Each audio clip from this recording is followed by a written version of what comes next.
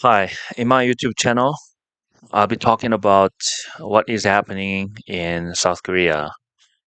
And the economy and politics are very important in any nation, so I'll be talking a lot about Korean politics and economy.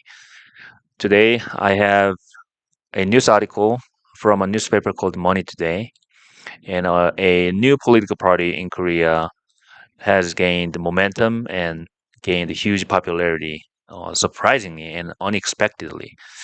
Uh, the party is Joguk's Revolutionary Party. I'm not sure if that's the official name of the party. Joguk is this guy in this photo. He is former minister. So he minister is like we have in Korea. We have many different departments. So he was a secretary of the Justice Department. You can put it that way. So he was a former Justice Minister, and he founded a political party recently, and nobody has ever expected that his new political party would gain this momentum and popularity, approval ratings from the people of South Korea. And we have an upcoming election in April, a month later, next month, and South Koreans will be electing 300 members of the National Assembly. And I need to explain a little bit about the political system in South Korea. So you have uh, proportional representation, which is 47 seats out of 300 seats in the National Assembly. In National Assembly, you can put it maybe in the United States, you have senators. You can put it that way. So 46 senators out of 300 will be elected by proportional representation. When I say proportional representation, I'm saying that South Korean voters will vote uh, for candidates. That is one, and the other is they will vote for political party that they would favor. So when they vote for a political party, each political party will have approval ratings, and they count it. And the 46 out of 300 seats are decided by proportional representation.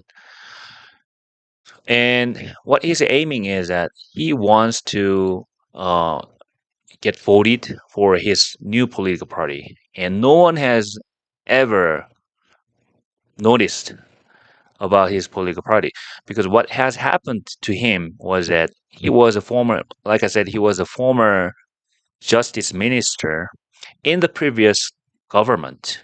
Now the Korea's president is President Yoon Suk-yeol.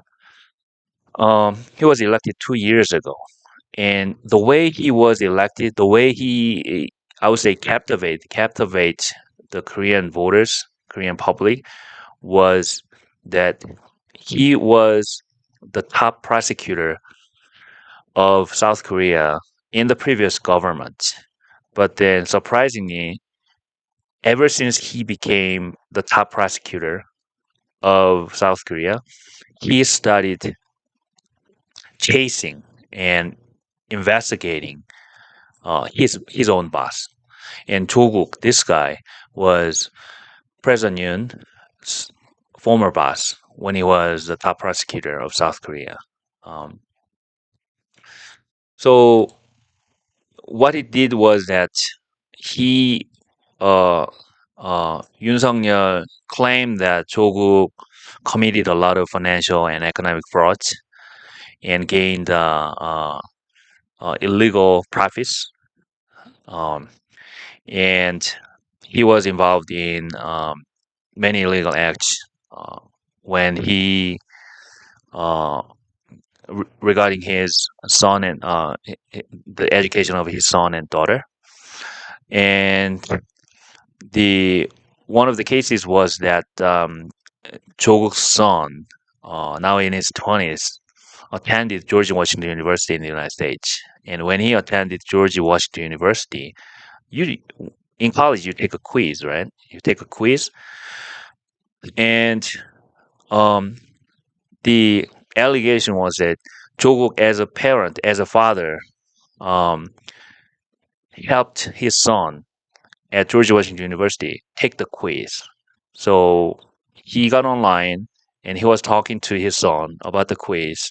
And when his son was taking the quiz, which was open book quiz, which comprises of 3% of the total grades of the particular class, he was helping his son. And he was talking to his son and had a conversation and had discussion about the quiz. So that was the claim. And in Korea, we have a um, we have we in Korea we have we can uh, you can be indicted for obstruction of business in the United States, and the rest of the vast majority of the world does not have uh, this thing called obstruction of business. So prosecutors' claim was that Joguk and his family, including his son, obstructed the business of George Washington University by collaborating to prepare for the quiz. So, and surprisingly, Joguk, the former minister, got 2 years in jail by the court. And this sentence was confirmed by the appellate court of South Korea, which was, I think, was Seoul High Court.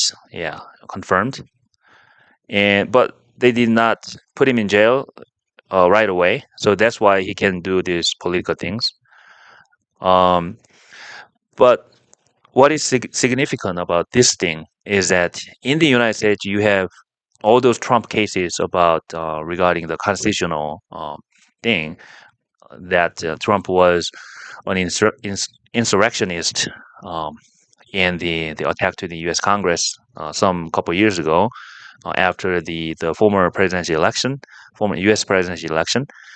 So on Monday, you have the federal Supreme Court made a ruling that the state of the state of Colorado, the state Supreme Court, does not have the right to decide on the uh, the whether the Trump can be on the ballot or not. So the court had a huge weight on its shoulder to decide the fate of major political candidates. And this is the United States. And in Korea, it's the same thing. If Joguk is elected in the next month's election in Korea, then we have a South Korea has a presidential election in 2027. So that's like 3 years later. And the Korea's the Senate in Korea, the senator's term is 5 years. And if the Korean Supreme Court makes a ruling in the future, in the near future, about Joguk, that 2 years in jail for obstructing business of George Washington University, if that is confirmed by the Korean Supreme Court, then he is no longer a senator in Korea. And the thing is, he cannot continue his political activities. But the problem is the people like him now.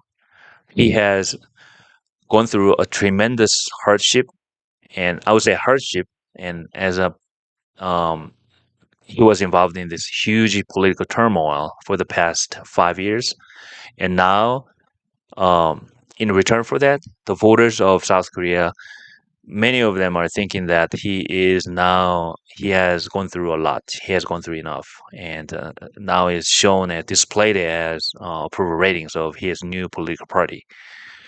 And 10 seats in the National Assembly of Korea is not a joke. It's a huge thing. And that means that he is a major political figure in the Korean political landscape now. So recently, the leader of the opposition party, the Democratic Party, has met with him and shook hand, did handshakes and everything. And they have never done that before. And Joguk was a member of the Democratic Party, the opposition party, but practically and effectively, the opposition party abandoned him for the past 5 years. And now he has gained momentum by himself. And now he has become a new superstar in the Korean political landscape. And that is this. I don't know. I've been reading Korean newspapers and US newspapers, but Korean newspapers, I gotta read more in the English language. Then I can explain to you a lot more fluently, hopefully. Okay, so that was it for today.